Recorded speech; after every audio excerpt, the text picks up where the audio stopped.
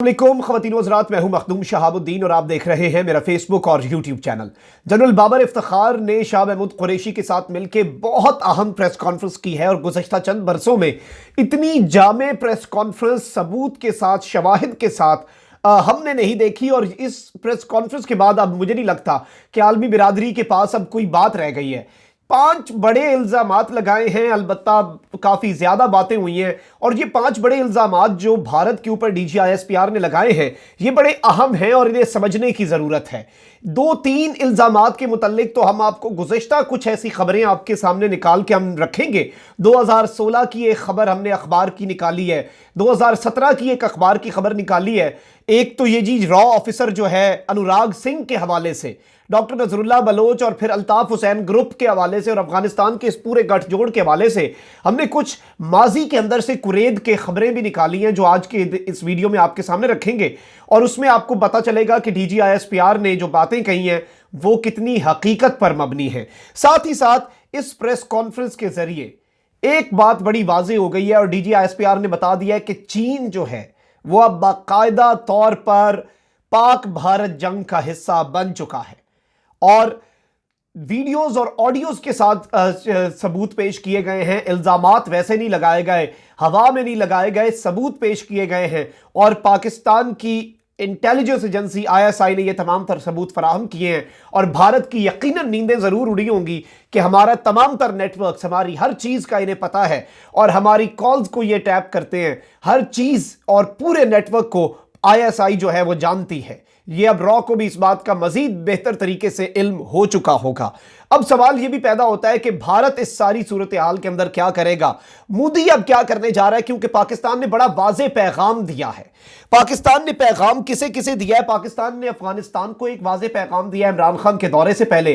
पाकिस्तान ने बाइडन को बहुत दबंग और बड़ा ही इंपॉर्टेंट एक पैगाम दिया है। साथ ही साथ इंडिया को, जाहिर बात है, इंडिया को, अल्ताफ हुसैन ग्रुप को और इस तरह की जो मुल्क दुश्मन अनासिर हैं उन्हें तो बड़ा वाज़े पैगाम दिया गया है DGISPR की जानिब से। इन तमाम तर चीज़ों को आज की इस वीडियो में हम डिस्कस करेंगे, लेकिन उससे पहले अगर अभी तक आपने चैनल को सब्सक्राइब नहीं किया तो सब्सक्राइब कर सकते हैं और घंटी के निशान को भी दबा दीजिएगा ताकि इसी तरह वीडियोस आप तक पहुंचती रहें और मुकम्मल ईमानदारी के साथ हक और सच पे मबनी मुस्तनद खबरें जो हैं वो मैं आप तक पहुंचाता रहूं। अब तीनों जरा DGISPR ने आज जो प्रेस कॉन्फ्रेंस की है ये 2-3 हवाले से बड़ी अहम और बड़ी मुनफरिद है। एक तो शाह महमूद कुरैशी ने शुरू में कहा कि हमारे पास भारत के खिलाफ नाकाबिले तरदीद शवाहिद मौजूद हैं, यानी हमारे पास कुछ ऐसे सबूत हैं, ऐसे शवाहिद हैं जिन्हें भारत अब झुटला नहीं सकता, हमारे पास कंक्रीट एविडेंस है।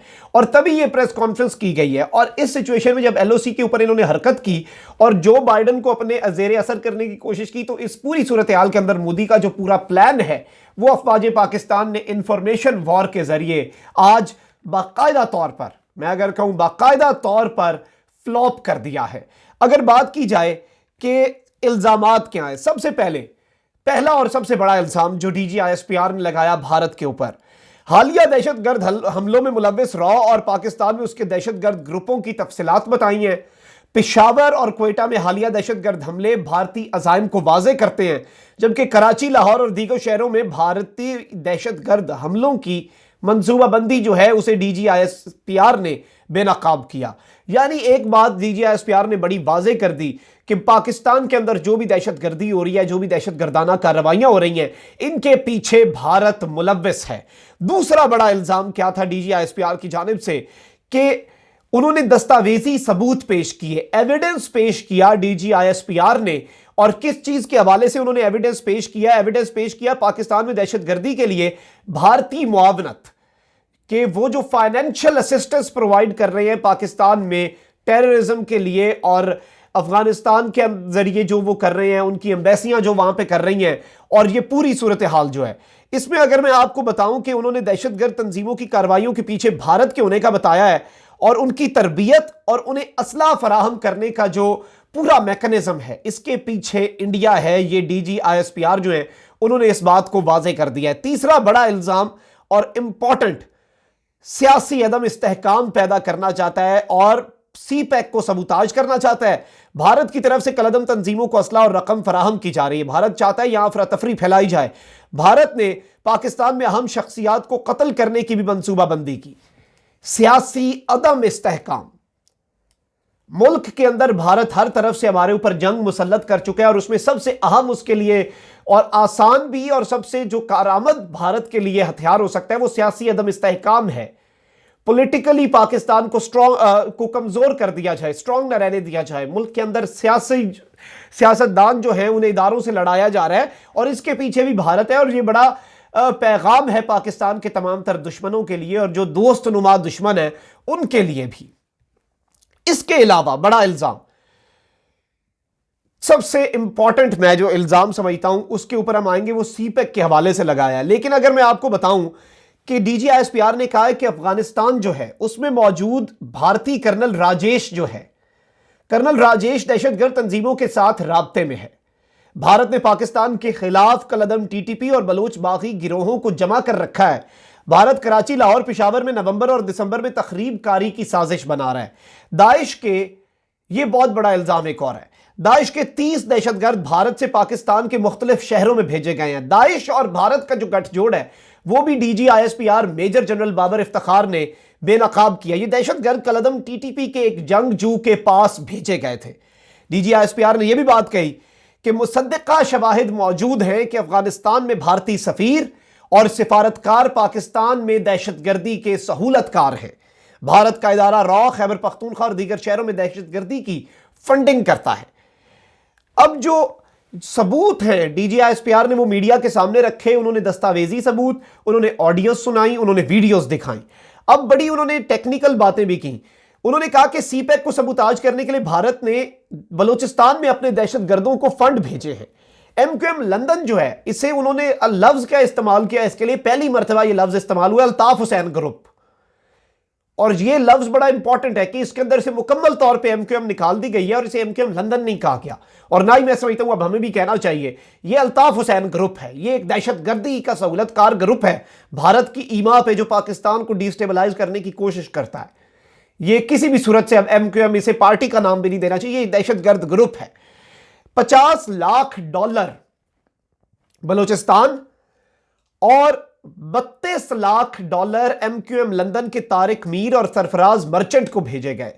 भारत दहशतगर्दी के लिए दहशतगर्द तंजीमों का कंसोर्टियम बना रहा है। कंसोर्टियम क्या होता है जी? ये एक नॉर्मली ये टर्म जो है ये इस्तेमाल होती है कि 8-10 जो इंपॉर्टेंट डिफरेंट स्टेक होल्डर हैं उन्हें इकट्ठा करके एक मुत्तफिका कोई ऐसा प्लेटफॉर्म बनाया जाए जहां पे वो इकट्ठे होकर अपने एजेंडे को पूरा करें। तो भारत दहशतगर्द तंजीमें जो हैं मुख्तलिफ, एमक्यूएम लंदन या फिर अल्ताफ हुसैन ग्रुप हो जाए, बलूचिस्तान में कोई हो जाए, टीटीपी हो जाए, इन सबको इकट्ठा और एक पेज पे ला रहा है, क्योंकि सारी बात है इनका फंडर तो भारत ही है। अब पाकिस्तान में दाइश के कयाम जो है उसकी भारत साजिश कर रहा है। टीटीपी की हमने कमर तोड़ दी, दाइश जो है उसके 30 दहशतगर्द भेजे, लेकिन बाकायदा तौर पे दाइश का वजूद पाकिस्तान में अल्हम्दुलिल्लाह नहीं है और इंशाल्लाह आगे भी नहीं होगा। लेकिन भारत की पूरी कोशिश है कि दाइश पाकिस्तान बन जाए, उसका अपने यहाँ पे तंजीम साजी हो, उसके अपना यहाँ पे कोई लीडर साइड पे घुस के बैठा हो छुप के, और पाकिस्तान को एक नई सरदर्दी दे दी जाए। भारत की जानिब से दहशतगर्दों को बारूद और असला भी फराहम किया जा रहा है। अब इसमें उन्होंने बताई है जो इंपॉर्टेंट बात कि अफगानिस्तान और बाकी भारतीय शहरों के अंदर जो दहशतगर्द कैंप हैं जहां पे दहशतगर्दों को ट्रेन किया जा रहा है पाकिस्तान के खिलाफ, उसे डीजीआईएसपीआर ने बड़े एहसन तरीके से एक्सपोज किया है। उन्होंने बताया कि 66 दहशतगर्द कैंप हैं अफगानिस्तान और फिर बाकी जो हैं वो बाकी भारत के शहरों में हैं। भारत ने कंधार में दहशतगर्द कायम करने के लिए $3 करोड़ अदा किए।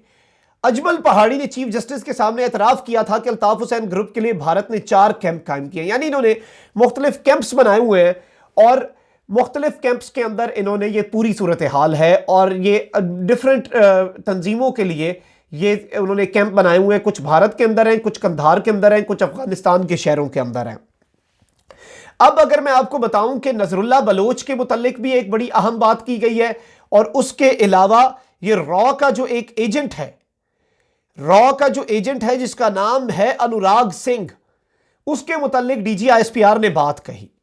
अब अनुराग सिंह का नाम हमने बड़ा ढूंढने की कोशिश की कि कोई तो इसकी हिस्ट्री होगी, हमें अनुराग सिंह के मुतालिक कुछ पता चले। हमें नवंबर 9, 2016 की यह खबर मिली है अखबार की, और ये अखबार की जो खबर है ये नवाए वक्त की हमें खबर मिली है। और इस खबर के अंदर क्या लिखा हुआ है कि 3 भारतीय जासूस अपने मुल्क रवाना हो गए, मजीद 5 आज चले जाएंगे। इस खबर को जब हमने खोला और इसके मुतालिक हमने रिसर्च की तो हमें पता चला कि उस वक्त सिफारतकारों के भेस में काम करने वाले 3 भारतीय जासूस गुज़श्ता रोज अपने मुल्क रवाना हो गए हैं। 2 मजीद जासूस कल बुध और जुमेरात की दरमियानी शब बजरिया दुबई भारत जा रहे हैं, जबकि पाकिस्तान में रॉ का स्टेशन चीफ राजेश कुमार अग्निहोत्री मजीद 2 साथियों समेत वाघा बॉर्डर के जमीनी रास्ते वापस जाएगा। यह राजेश कुमार वही है जिसका डीजी ISPR ने जिक्र किया है। रॉ का station chief for Pakistan Rajesh Kumar Agnihotri इसका पूरा नाम है, और इसे वाघा के जरिए ये वापस गया। और ये जासूसों का नेटवर्क जो है, ये उस टाइम की खबर के मुताबिक 1 हफ्ते पहले उसका इंकशाफ हुआ, जो सिफारतकार और सिफारती एहलकारों की हैसियत से भारतीय हाई कमीशन में मुतय्यन है। तो अब होता क्या है कि ऐसे लोगों के जब नाम सामने आते हैं तो डिप्लोमेटिक नॉर्म यह है कि उन्हें सिफारती इस्तिस्ना हासिल होता है तो आप उन्हें वापस भेज सकते हैं, आप उन्हें मुल्क से बेदखल कर सकते हैं, उन्हें गिरफ्तार नहीं कर सकते, क्योंकि उन्हें सिफारतकार और डिप्लोमेटिक पासपोर्ट दे के भेजा जाता है, सिफारतकार के रूप में भेजा जाता है। तो इन सब को वापस भेजा गया है। इसी के साथ ये 2016 की खबर मैं आपके सामने रख रहा हूं। भारतीय IB का पाकिस्तान में इंचार्ज बलीर सिंह और जया बालन सेंथल और उनका एक मुलाजिम भी वापस भेजे गए। IB जो है वहां की इंटेलिजेंस ब्यूरो, उसका चीफ, रॉ का स्टेशन इंचार्ज, इन सब को वापस भेजा गया। और DGISPR ने इन्हीं की आज खबरें सुनाई हैं। ये वाजे करता है कि ये कितने मुसद्दिका और नाकाबिले तरदीद सबूत DGISPR ने आज पेश कर दिए हैं अपनी प्रेस कॉन्फ्रेंस के अंदर। इसके अलावा अगर हम बात करें चीन के मुताल्लिक कौन सी अहम बात कही गई है। चाइना, उन्होंने यह बात कही कि CPEC के हवाले से एक सेल है जिसकी नरेंद्र मोदी खुद निगरानी कर रहे हैं। 80 अरब का बजट रखा गया उसके लिए। अब CPEC के सेल का मतलब यह है कि वो डायरेक्टली चाइना के खिलाफ है। CPEC के खिलाफ है मतलब चाइना पाकिस्तान इकोनॉमिक कॉरिडोर के खिलाफ है, चाइना की एस्पायरेशंस के खिलाफ है। तो इसमें अब ये ऑब्वियसली बात है कि ये सारी इंफॉर्मेशन चाइना के साथ ऑलरेडी शेयर हो चुकी है। चाइना ने तभी बयान दिया, गिलगित बल्तिस्तान के अंदर ये डिस्टेबलाइजेशन करना चाहता है, गिलगित बल्तिस्तान को लेना चाहता है, चाइना इन्हें लेने नहीं दे सकता। 600 किलोमीटर ऑफ CPEC ये गिलगित बल्तिस्तान के अंदर से गुजर रहा है। तो ये बड़ा अहम है चाइना के लिए। और एक बात वाज़ेह हो गई है आज की प्रेस कॉन्फ्रेंस से कि इस जंग में चाइना बराह रास्त शामिल हो चुका है और अब चाइना का स्टेक भी है इसमें, और सबूत आ चुके हैं। बातें सबको पता थी, हम भी करते थे, आप भी करते थे, लेकिन सबूत जो है वो बहुत कम है। लेकिन अब वो सबूत सामने आ चुके हैं। एक और अल्लाह नजर बलोच मिसिंग पर्सन का बड़ा मंजन बेचा जाता है इस मुल्क में। अल्लाह नजर बलोच की रॉ के अफसर के साथ एक ऑडियो रिकॉर्डिंग सुनाई, उसकी भी हमने थोड़ी रिसर्च की। हमने कहा कि अल्लाह नजर बलोच को भी जरा देखें। BBC की हमें खबर मिली 2017 की, 3 नवंबर 2017 की एक खबर मिली जिसमें अल्लाह नजर बलोच की एहलिया समेत जेरे हिरासत बलोच खवातीन की रिहाई के मुतल्लिक थी। अब जाहिर बात है, आपको पता है पाकिस्तान में अभी मुल्जिम आबिद जो था मोटरवे साने का, उसे भी गिरफ्तार करने के लिए खवातीन को गिरफ्तार कर लेते हैं, घर वालों को गिरफ्तार करते हैं ताकि वो आदमी पेश हो जाए। उस वक्त बड़ा रोला डाला गया कि जी जुल्म हो गया है, ना इंसाफी हो गई है, एक मासूम अल्लाह नजर बलोच की खवातीन को गिरफ्तार कर लिया है। और फिर डॉक्टर नजरुल्लाह और उनकी बीवी को उसके भाई के हवाले किया गया। और ये उस वक्त के जो वजीर आला थे नून लीग के दौर के, उन्होंने इन्हें बेसिकली इन्हें रिहा किया और वहां पर बाकायदा तौर पर एक प्रेस कॉन्फ्रेंस की गई वजीर आला हाउस में। और अब ये इसकी कॉल सामने आ चुकी है डॉक्टर नजरुल्लाह बलोच जो है इसकी। और एक और बड़ी दिलचस्प बात है कि ये 2016 और 2017 के 2 वाकयात जिनका जिक्र है, ये दोनों नवाज शरीफ के दौर में थे। ये मियां मोहम्मद नवाज शरीफ का दौर इक़्तिदार था। तो इस बात को भी हम ज्यादा डिस्कस नहीं करेंगे, डिटेल में नहीं जाएंगे। आज भारत हमारा उन्वान है, लेकिन इसे भी हम भूलेंगे नहीं और इसे हमें अपने जहन में रख लेना चाहिए और जहन नशीन कर लेना चाहिए। अब अगर यह बात की जाए कि इस पूरी सूरत हाल के अंदर पैगाम किसे किसे दिया गया, एक तो इंडिया को बड़ा वाज़ेह पैगाम दिया गया, उसे इंडिया को भी दिया गया और आलमी बिरादरी को भी यह पैगाम दिया गया। जो बाइडन को एक बड़ा अहम पैगाम है कि यह सब कुछ इंडिया ने किया है, इंडिया दहशतगर्दी की मुआविन है और यह इंडिया की मुस्तकबिल की मंसूबाबंदी है जो हमने आपके सामने खोल के रख दी है, जो आप आगे करना चाहते हैं।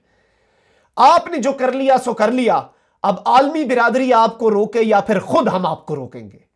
बड़ा क्लियर मैसेज। दूसरा अहम और important message Altaf Hussain group को है। कि अगर कोई उनका पाकिस्तान में सहूलतकार है तो we know everything about you, हमें आपके बारे में सब कुछ पता है, हम आपको घुस के और चुन चुन के भी मार सकते हैं। तो वार्निंग उन्हें भी दी गई है। अफगानिस्तान की सरजमीन हमारे खिलाफ इस्तेमाल हो रही है और इमरान खान अफगानिस्तान का दौरा करने जा रहे हैं इस हफ्ते। उससे पहले ये सारे सबूत देके अफगानिस्तान को सीधा किया गया और उन्हें बताया गया है कि भाई हमें सब पता है और अपना किबला दुरुस्त कर लें, हम आपके यहां अमन चाह रहे हैं, पीस मुआहदे करा रहे हैं और आप भारत के साथ मिलकर इस तरह की हरकतें कर रहे हैं, तो हमें इसका भी इदराक है, हमें बच्चा ना समझा जाए। हमारी प्रीमियम इंटेलिजेंस एजेंसी है, उसे सारा कुछ पता है। तो ये बड़े आज की प्रेस कॉन्फ्रेंस अहम थी जिसने आलमी बिरादरी जो है उसके लिए बड़ी हैरानकुन थी और अमेरिका के अंदर इसने बड़ी एक डिबेट स्टार्ट कर दी और पेंटागन के अंदर तक इसकी गूंज गई है और पेंटागन भी सर पकड़ के बैठ गया क्योंकि इतने सबूत नॉर्मली इस तरह के इंटेलिजेंस सबूत मीडिया पे नहीं पेश किया जाता, लेकिन इंफॉर्मेशन वॉरफेयर में आज डीजीआईएसपीआर ने और पाकिस्तान की अफवाज ने वो पत्ता फेंका है कि अब मोदी जो है वो जरूर सर पकड़ के बैठा है और वो इसकी बौखलाहट में आजाद कश्मीर की एलओसी के क्रॉस कुछ और घटिया इकदाम कर सकता है। लेकिन एक बात बता दें कि पाकिस्तान की फौज सब कुछ सोच के ये प्रेस कॉन्फ्रेंस की गई है और पाकिस्तान की फौज इस तरह की किसी भी मिस एडवेंचर के लिए तैयार है और उन्हें मजा चखाने के लिए भी तैयार है इंशाल्लाह। मखदूम साहब को इजाजत, अपना बहुत ख्याल रखिएगा, अपने इर्द गिर्द लोगों का भी बहुत ख्याल रखिएगा और इस पाकिस्तान जो कि अल्लाह ताला की बड़ी नेमत है इसका ख्याल भी रखना है और इसके लिए बहुत ज्यादा आपने दुआएं भी करनी है। अल्लाह निगहबान, पाकिस्तान जिंदाबाद।